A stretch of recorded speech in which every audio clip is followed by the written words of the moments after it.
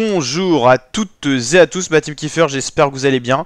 Aujourd'hui pour cette nouvelle vidéo, on se retrouve pour la présentation de l'étape 2 du Giro d'Italia 2023 qui reliera la ville de Terrano à la ville de Saint-Salvo. Alors je tiens juste à préciser que j'ai tourné la vidéo avant le début du Giro pour anticiper un petit peu les vidéos et l'intégrale Giro 2023. Donc au moment où je tourne la vidéo, je ne connais pas le résultat de la première étape, donc on va pas débriefer. Mais bien sûr, pour les autres vidéos, elles seront tournées juste après déjà l'étape de la veille. Comme ça, pendant la présentation de l'autre étape, on peut déjà débriefer de ce qui s'est passé la veille. Et ça sera important. Bon là, contre-la-montre et sprint, c'est totalement différent. Donc peu importe le maillot rose, ça n'aura pas une grosse influence.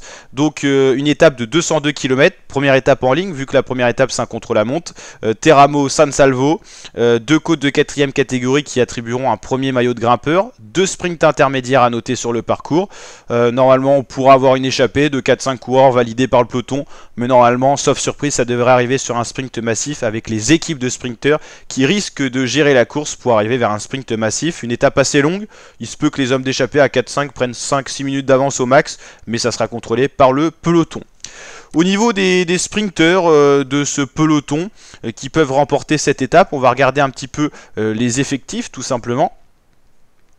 Il n'y a pas tant de sprinteurs que ça, je trouve, au départ de ce Giro, parce qu'il n'y a pas forcément beaucoup d'étapes au sprint, il y a beaucoup d'étapes avec de la montagne. Pour la Alpecin de Koenig, on a Caden Groves qui peut être bon au sprint. On a Mark Cavendish sur le papier pour Astana. Après, on n'a pas trop de références de début de saison, on ne sait pas trop ce qu'il donne. La Bahrain Victorious n'ont jamais misé sur les sprinteurs. On a Yassa Sutterlin qui peut l'allemand faire un bon sprint, mais pas fantastique non plus au sprint. Pour la Cofidis, on a Simone Consomni, Davide Cimolai, toujours plein de coureurs qui peuvent sprinter, mais pas les plus rapides du peloton. Donc eux, il leur faut un sprint en petit comité ou avec vraiment un fait de course, une chute ou quelque chose pour qu'ils arrivent à remporter vraiment un sprint massif.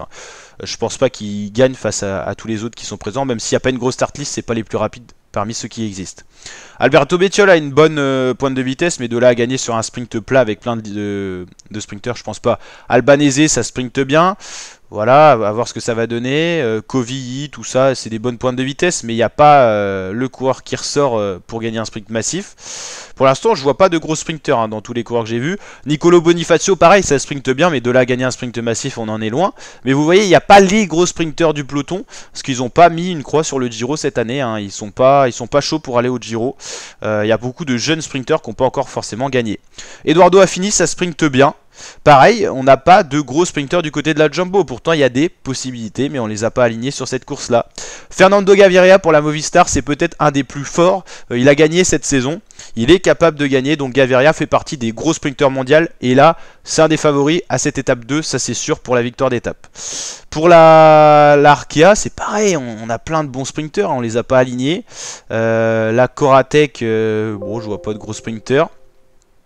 La DSM, il y a quand même Alberto Dainese, l'italien, sur ses routes en Italie à domicile. Il risque, je vous l'avais dit dans mon pronostic, il risque de gagner au moins une étape de sprint, voire plusieurs. Souvent, on sait que les sprinteurs en confiance enchaînent les victoires. Donc, à tout moment, ça sera peut-être le plus rapide au sprint de ce Giro. En tout cas, je mise bien une pièce sur lui pour moins une victoire d'étape. Alberto Dainese. Pour moi, pour l'instant, avec tout ce qu'on a vu, c'est Gaviria, Dainese qui ressortent.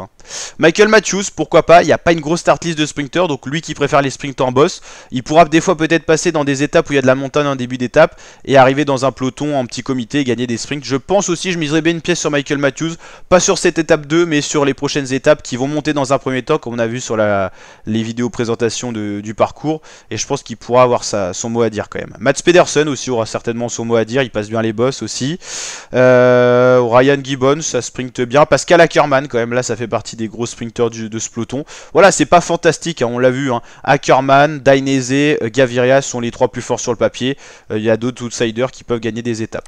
Donc moi, mon petit pronostic pour cette étape 2, c'est Alberto Dainese. Allez, voilà, je vous l'indique. N'hésitez pas à mettre votre pronostic en commentaire, likez la vidéo si elle vous a plu, vous abonnez, activez la cloche, et je vous dis à très bientôt pour de nouvelles vidéos, ma team. Ciao, ciao.